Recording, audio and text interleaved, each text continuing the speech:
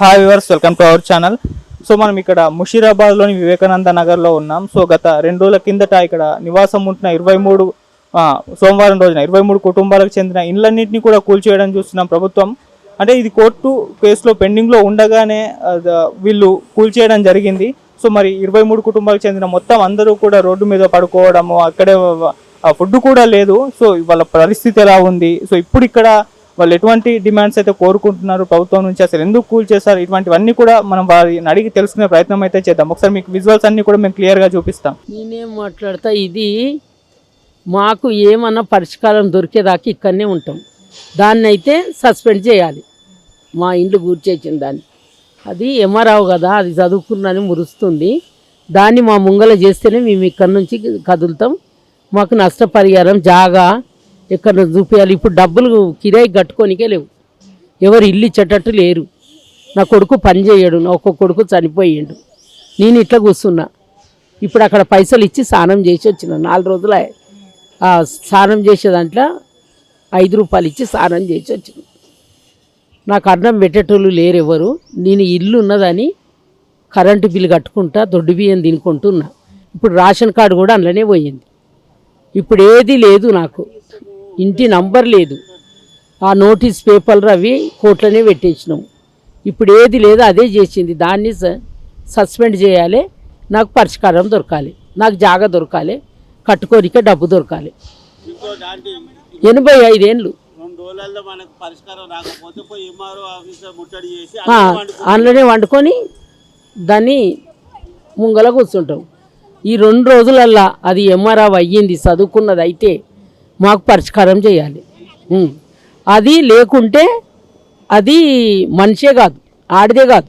ఆడవాళ్ళు ఎట్లుంటారు, పిల్లలు ఎట్లుంటారు, స్కూలు గవర్నమెంట్ స్కూల్లో చదువుతారు పిల్లలు. వాళ్ళు పోనీకనన్నా ఈ మట్టిలోకి వెళ్ళి ఏం తినబెట్టాలి, మాకు అన్నం ఎవరు ఇస్తారు, ఇప్పుడు వండాలి ఎక్కడ. అది అట్లా చేసింది. అగో మా సామాన్లు చూడు, ఇక చూడండి అగో సామాన్లు. వాళ్ళని అడిగి ఒక పెట్టినాం. బాత్రూంలోకి రానిస్తారు వాళ్ళు? రానియరు కదా. దానికి తెలవాలి ఆడిదయ్యింది.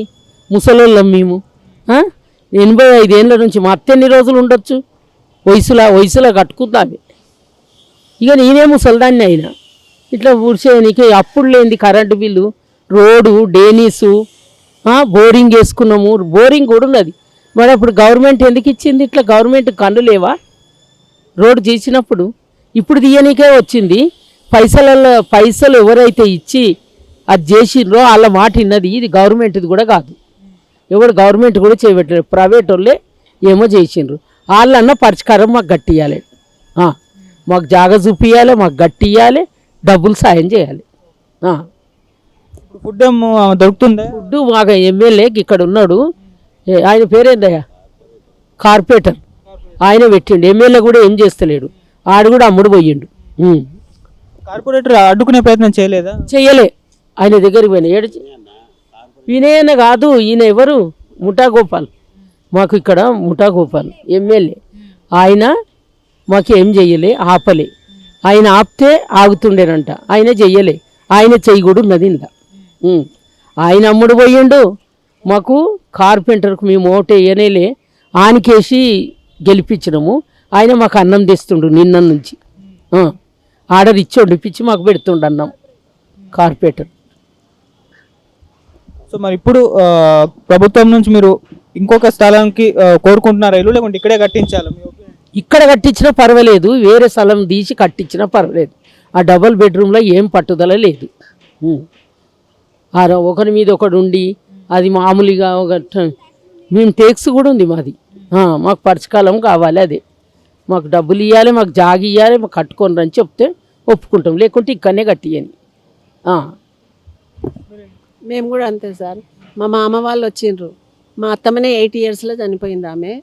మా ఆయన 60 ఇయర్స్ చనిపోయిండు. నాకే 60గా వస్తున్నాయి. ఇన్ని సంవత్సరాల నుంచి మేము ఇక్కడ ఉన్నాము. మాకేమీ ఇంత అన్యాయం జరుగుతుందని మేము కళలో కూడా అనుకోలేదు. పెద్ద పెద్ద వాళ్ళందరి మాటలు, డబ్బున్నోళ్ళు వాళ్ళు ఎట్లన్నా బతుకుతారు సార్. మరీ లేని వాళ్ళు ఇంత ఇంత చిన్న చిన్న పిల్లలు, వీళ్ళు స్నానాలు చేయకుండా ఎట్లా అయిపోయినరు. ఇవాళ పోయింది పిల్ల స్కూల్కి. ఇంత అన్యాయం చేస్తే ఎట్లా? మాకు ఈ నష్టపరిహారం ఇప్పించండి, మాకు స్థలం ఇస్తే మేము ఎక్కడైనా అప్ప సప్ప చేసి ఎట్లైనా కట్టుకుంటాం. దానికన్నా సాయం చేయండి. ఆ డబల్ బెడ్రూమ్ ఇస్తే ఎన్ని రోజులు ఉంటాయి అవి? అందులో కూడా మాకు నష్టం జరిగినప్పుడు మేము ఎవరి దగ్గరికి వెళ్తాం? మీరు ఇవి పోయినాయని డబల్ బెడ్రూమ్ ఇస్తుండ్రు, అవి బాగా లేకపోతే ఎట్లా? ఇక ఇద్దరం బీపీ గోళీ వేసుకోవాలి, బీపీ గోళీ లేదు. 3 రోజుల నుంచి నాకు థైరాయిడ్ గోళీ లేదు. ఇవన్నీ ఎట్లా సమకూరుస్తాయి మాకు? మా చిన్న పిల్లల్ని, మా కొడుకును వాళ్ళని వేరే దగ్గర పంపించినాం వాళ్ళ అమ్మల ఇంటికి. వాళ్ళ అమ్మల ఇంట్లో ఎన్ని రోజులు ఉంటారు? వాళ్ళు పనులు చేసుకుంటారు. నేను పని చేసినామని దుమ్మ కొడితే రానిస్తారా పనికి వాళ్ళు? అట్లా జరుగుతుంది. జర మీరే ఏదైనా న్యాయం చేయండి, దీనికి కొంచెం మంచిగా అర్థమయ్యేటట్టుగా రాయండి మీరు. Thank you. కొలువులు ఉండొద్దు అది. పిల్లలు ఎక్కడ చదువుతారు? Musheerabad government school. Government school Musheerabad. పోతున్నా 2 days నుంచి స్కూల్కి? పోతలేదు. ఈ రోజు వెళ్ళింది, ఇవాళ పోయినావు కదా? పోయినా 2 days స్కూల్ నుంచి పోతలేను, ఇవాళ నుంచే పోయినా. ఎక్కడ ఉంటున్నావు ఇప్పుడు? అటు గుడి కాడ ఉన్నారు కదా. అట్లనే ఉంచుకుంటున్నా. ఆడ బిల్డింగ్లో వండుకున్నా, ఆడ చెద్దరు వేసుకొని. వాళ్ళ మమ్మీ డాడీ ఇద్దరు పాప హోటల్లో పనిచేస్తారు. హోటల్లో పనిచేస్తారు వీళ్ళు, వాళ్ళ మమ్మీ డాడీ. ఎట్లా ఉంటారు? అక్కడిక్కడ తిరుక్కుంటా. అక్కడ ఉప్మిచ్చిండ్రంట, తిన్నది, ఉప్మాతో తిన్నది. ఇంత డబ్బు ఈ పిల్లకు తెచ్చింది డబ్బల. బకెట్ల ముఖం కడుక్కుంటుర్రు, ఆ కాంప్లెక్స్లనే కడుక్కుంటున్నాం.